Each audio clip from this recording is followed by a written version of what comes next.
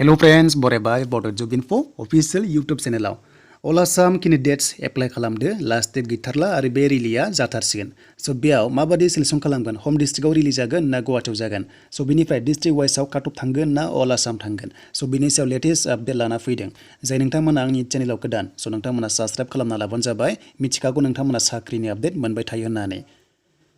दा लोगोफोर जों फैग्रोबाय अफिशियेल साइटआव जोंहा एक्साइज कनस्टेबलआव एप्लाइआ सोलिगासिनो टाइमानो बारा गैला आरो नोंथांमोननि रिलिया जाथारसिगोन बे पस्टआ गासै 222 दङ मानोना नोंथांमोननि पस्टआ जोबोर खम आरो बे रिलिखौ आसाम पुलिसआ कन्डाक्ट खालामनो थांगासिनो दङ दा बेखायनो जों अफिशियेल नटिफिकेशन नायनोसै दा बे अफिशियेल नटिफिकेशनाव नोंथांमोना माखासे पोस्ट मोनदों जेरै हिनजावफोर हौवाफोर स' बिनिफ्राय लास्ट डेट बारा गोबाव गैला बेखौ नायोब्ला नोंथांमोना नायदो बेनो जाबाय 8 फेब्रुवारि स' जोबनाय लोगो लोगो बिनि एडमिटआ इसु जासिगोन आरो नोंथांमोननि रिलिया जागायनायनि लामायाव फैगासिनो दङ स' बेनो जाबाय मार्च थ' मार्चआव नोंथांमोना रिलिखौ होनो मोनगोन एक्साइज कनस्टेबलआव आसाम पुलिसनि गेजेरजों नोंथांमोना PSTखौ होनो मोनगोन दा गिबियावनो रानिं जागोन लं जाम्प जागोन बेनिफ्रायसो काट अफ थांनानै एग्जाम नोंथांमोना होनो मोनगोन दा बे पस्टआ नोंथांमोना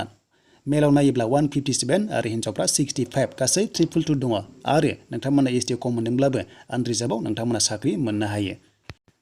दा बैसोआ 18 निफ्रायनो नोङो 35 इयार्सनि गेजेराव दङबा एप्लाइखौ खालामनो हायो दासिमबो सोलिगासिनो दङ नोंथांमोना खालामदो लास्ट डेटआ 8 फेब्रुवारि स' बिनिफ्राय रिलिया जाथारसिगोन अके स' बिनिफ्राय नोंथांमोना ब्लग भिडिअ नायाखैब्ला नायनो हागोन NEAD आव सम सम बेयाव आं फैयो स' नोंथांमोना आंनि लोगोनि चेनेलावहाय नुगोन थ' नोंथांमोना साबस्क्राइब खालामनानै लानो हागोन चेक खालामना लाबानो जाबाय स' बिनिफ्राय क्वालिफिकेसनाथ' 10 पास जानो हादों दा हाइट साइजखौ सुथारगोन बेयाव गोरोबबासो रानिं खालामनो मोनगोन बेखायनो नोंथाङा गोजौ जानांगोन 160.2 बे जाबाय हौवाफोर एन्ड बिनिफ्राय हिनजावफ्रा 152.40 सेन्टिमिटार हाइट थानांगोन आरो चेस्टआ 80 सेन्टिमिटार हौवाफोरा हिनजावफोरखौथ' लाखाया स' बिनिफ्राय नोंथांमोना मेडिकेल टेस्ट जागोन बेनिफ्रायसो बेयाव फिट जायोब्ला रानिं खालामनो मोनगोन रानिंआव गासै नोंथांमोना 20 बेनिफ्राय लं जाम्पआ 20 एबा फिजिकेलाव 40 नि दङ स' बेखौ पास खालामबासो नोंथांमोना एग्जामाव थांनो हागोन गैयाब्लाबो 40 नि गेजेराव 35 नोंथांमोना टारगेट खालाम मानोना बे सिलेक्शन प्रसेसआ जाबाय अल आसाम केन्डिडेट्स खनसेनो सिलेक्शन खालामगोन डिस्ट्रिक्ट वाइसआव सेलेक्ट खालामा बे जाबाय 40 नि गेजेराव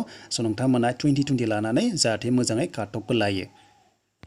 स' बेनिफ्राय सिलेक्शन प्रसेसआ नायोब्ला टटेल 100 दङ आरो बे जाबाय अल आसाम स्टुडेन्टस बेयाव काट अफ लागोन डिस्ट्रिक्ट वाइसआव लानाय नङा मानोना पस्टआ खम नालाय आरो राननाय गैखाया स' बेयाव गैयाब्लाबो 80 टारगेट नोंथांमोना खालाम एबा बिनि बांसिन टारगेट खालाम काट अफआव थांनो थाखाय स' बेनिसिम दिनैनि एक्साइज कनस्टेबल आरो बे रिलिया फैगासिनो दङ मार्चआव जागोन स' नोंथांमोना रेडि जादों